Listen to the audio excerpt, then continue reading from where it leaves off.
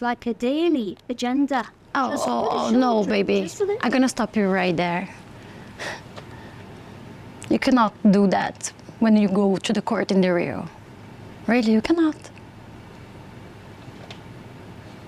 It's sad. But we can't accept a father be imperfect.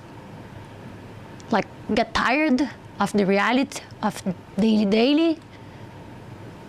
We can accept the father. And the end of the day, we can say, oh no, I expect different things of my husband. But in the end of the day, we accept them without the mistakes.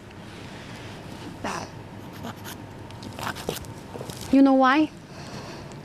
Because the idea of a good father was just invented like 30 years ago. Before that,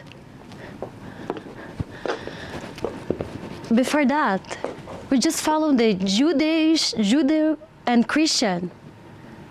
And what the basis of these religions is what? It's Mary. She's a virgin who gave a birth. And always support her child and hold his body when he was dead. And what is the father? He did the fuck. That's sad. But that's the truth. That's how the world works. So don't do that. Just fake it. Fake it. Fake you can handle everything.